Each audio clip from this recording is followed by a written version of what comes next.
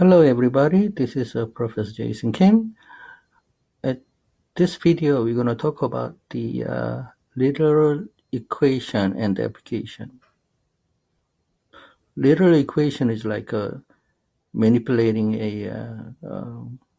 like a formulas. Um, the equation with a lot of letters, more letters than numbers. Then how do you solve this for variation of different way to solve this based on which letter that you want to solve for. So solving a formula or manipulating the formulas, literal equations are very useful in instance where computation is used. But formulas are not always given in the form of information you have.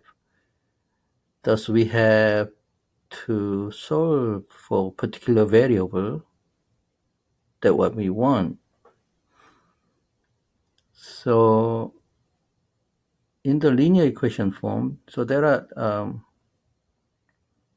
different type of linear equation forms there, but different type of literal equation forms there.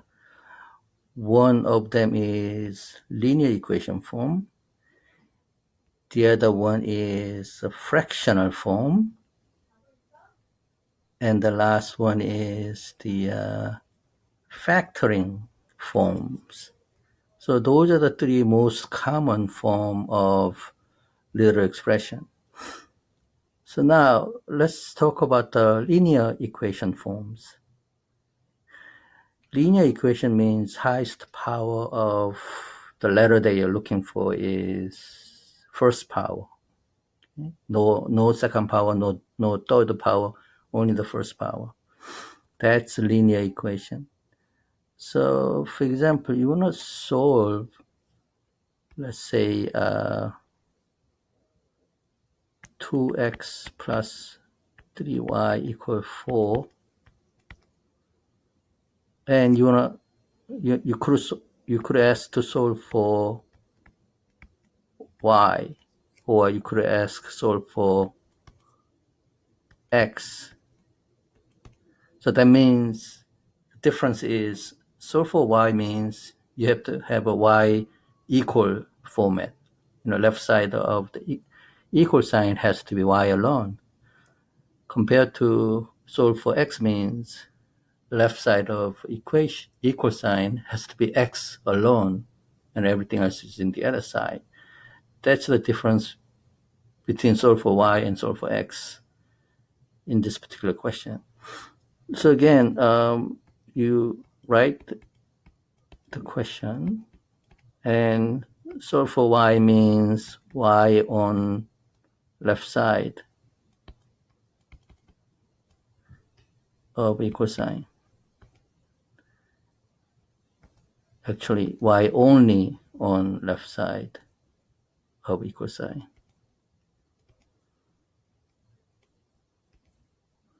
So that means you have to move the x. So how do you move the x in this particular question?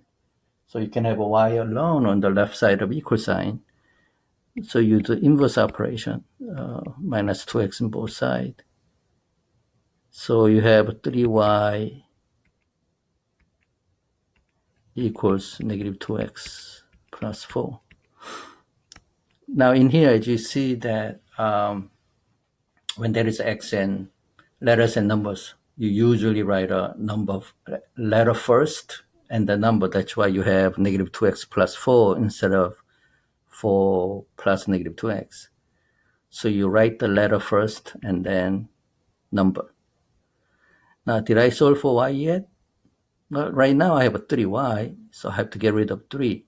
So how do I get rid of a 3 from 3y? Well, by doing inverse operation. So right now 3y means 3 times y. So you inverse of time is divide. So you divide both sides by 3. So can I make like a long division of 3? Yeah, you could do that, or you could do it individually. but you could do this. So 3 and 3 cancel out, y become negative 2x plus 4 over 3. Okay, or if you want to break it, you can say y equal negative 2x over 3 plus 4 over 3. Either one is fine. Okay. Now, how about solving this same equation in terms of x? That means you have to leave x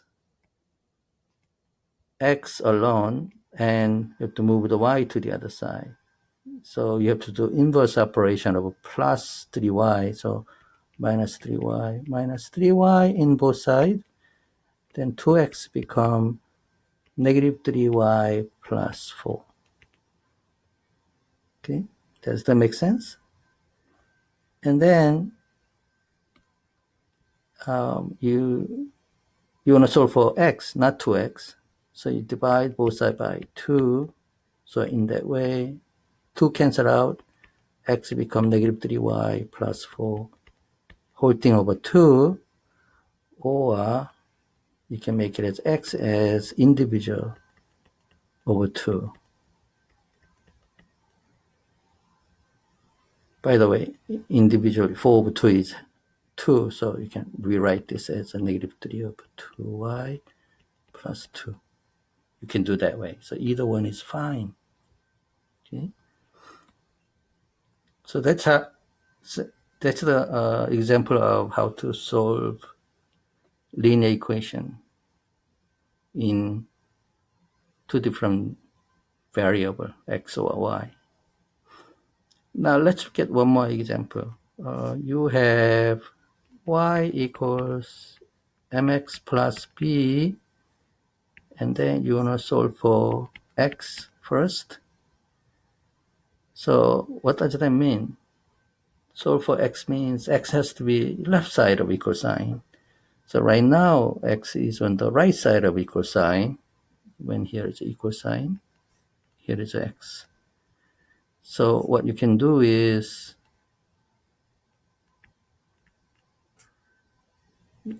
from that, you can just switch them. So you can have x on the left side of equal sign. So you can say mx plus b equal y. And then you want to solve for x. So move plus b to the other side by doing inverse operation. So mx become y minus b. Can I write negative b plus y? Yes, that's okay too. But I wrote y first because number one is positive. Okay?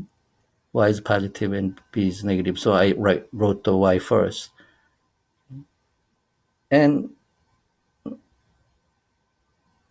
But either way, it's fine. Okay, now, what is next step? Next step is you divide both sides by m, so you can have x alone. So x become y minus b over m, or you can write it individually. Now then, how do you solve for b from y equals mx plus b? Again, we solve for b means we have to have a b has to be on the left side of the equal sign in my style. So I just switch them, and then this time solve for b means moving mx to the other side. So minus mx.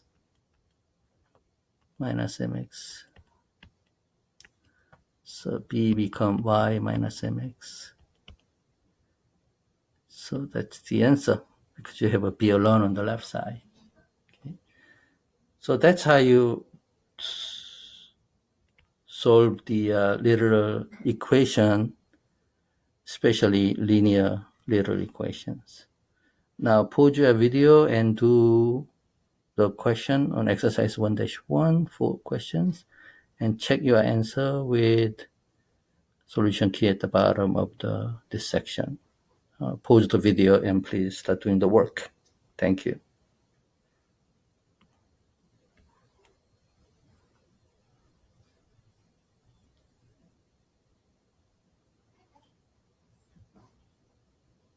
Now, this time we're going to talk about the fractional format of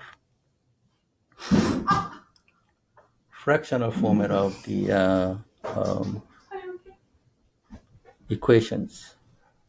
Okay, little equations.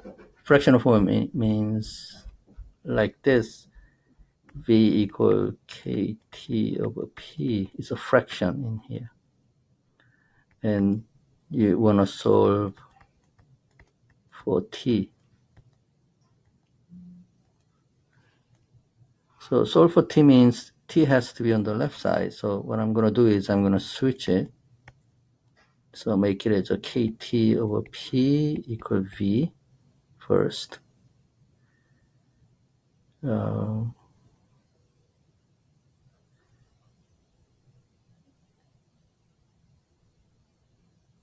Okay, and then since it's a fraction, you make this one as a fraction and make it as a v over 1. And then you cross multiply because you don't want to have a fractional equation. So 1 times kt is kt equal pv. So in that way, by cross multiplying, whenever you have a one-term fraction equal one-term fraction, because that is like a proportion type of questions, then you always cross multiply to change or convert fraction equation to linear equation or normal equations. And then since you want to solve for t, you want to divide both sides by k. So you can have a t alone. So t become pt, pb over k. Okay? And in this particular question only, you could just, well, there is always more than one way of doing it. So I will show you next one in different format. Now you have a v equal kt over p. So when you have a one-term fraction equal integer, you make integer as a fraction by putting over 1. And then you just cross multiply them. Then you get vp equals kt. And you are solving for p, so you divide both sides by one other than p, which is v. So you divide by v in both sides. So p become kt over v.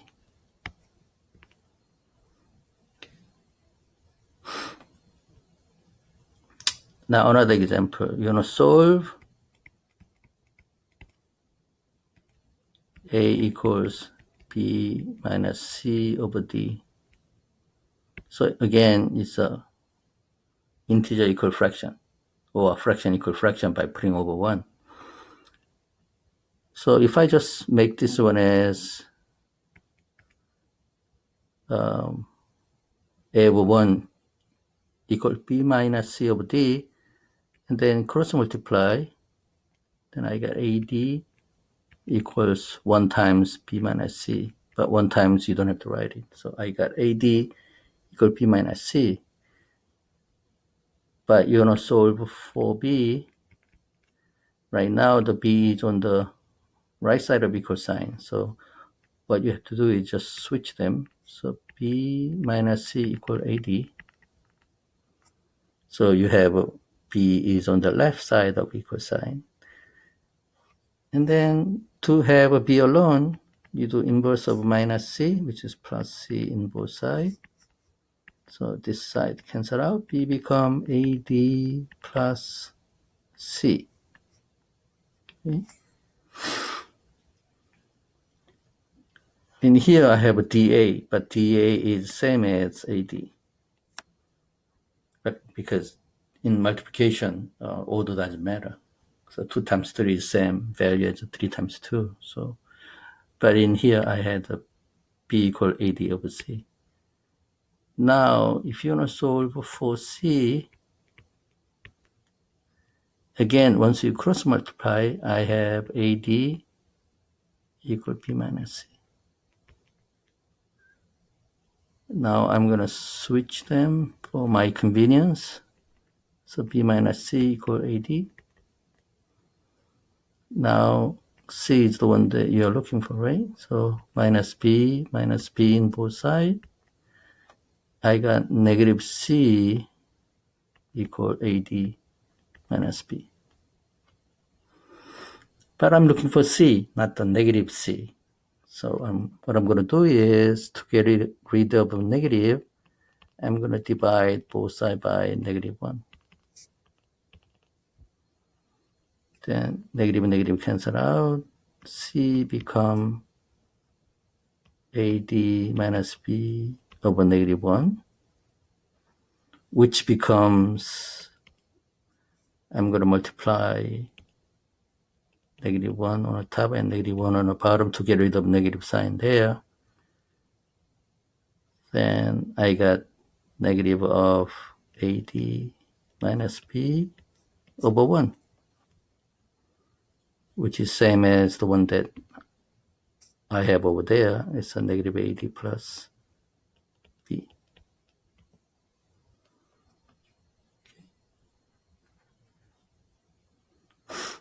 Because when I distribute, you get negative times, negative means negative 1 times AD, and negative times negative B is positive B.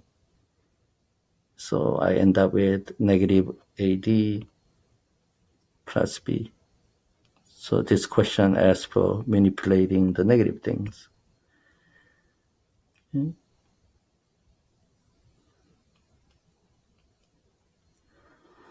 Now, time to do some more practice. So pause the video and do exercise 1-2 and check your answer with the answer key in the bottom. Please pause your video now.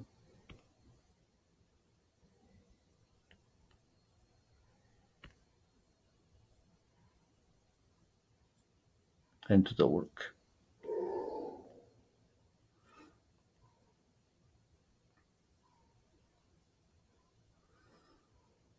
Now, the example 3 is factoring format or factoring form of equations. So if you have ax plus bx equals c, you have common factors with addition and subtraction. So what you can do is you can factor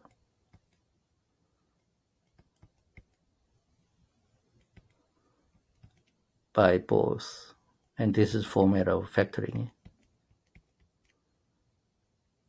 So when you do that, you end up with x out, a plus b equals c.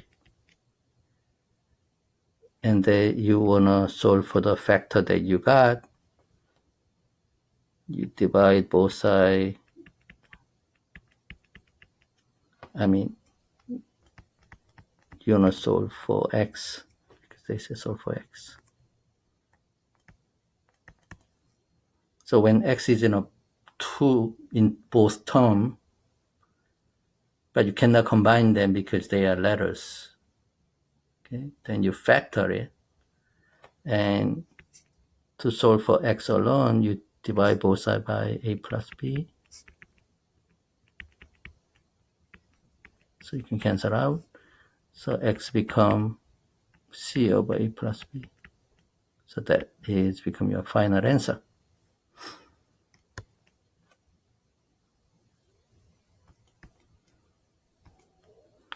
Now, another example is, let's say you have x's in both sides of equation.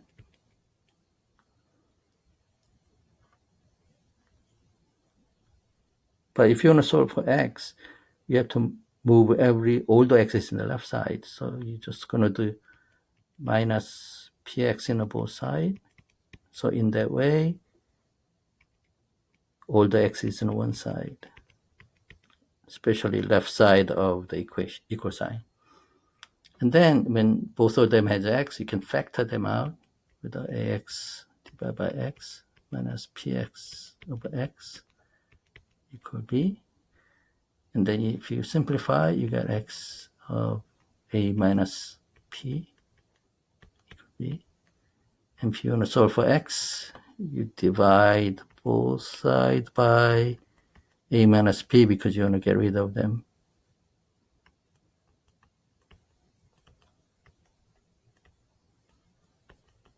So x becomes b of a minus p.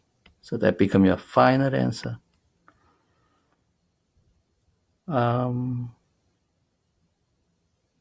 So this contains the factoring, putting the, when you have in the equation, you have more than one letter that you want to solve for, you have to combine them.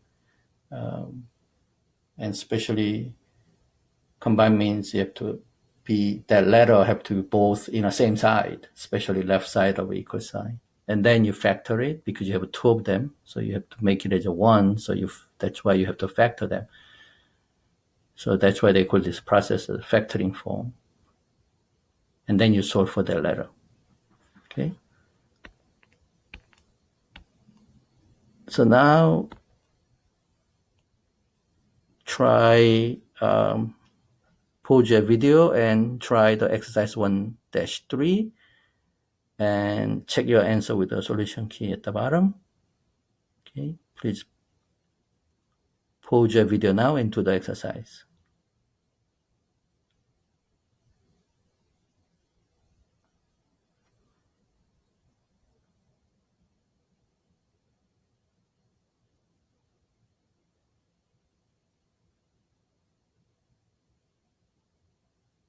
Now the exercise 1-4 has other type besides those three common form, which is number one, linear format, number two, fractional format, number three is factoring format.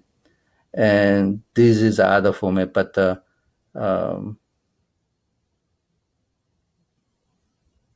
try on your own, see if you can handle this. Okay, so you can pause your video and do your work. But before you pause it, this is the end of the 1.7 because we are going to skip for the word problem as of now. When you have more time, you're going to come back. But pause the video and try to solve exercise 1-4 and see if you can do that. Okay. I'll see you in next video. Thank you.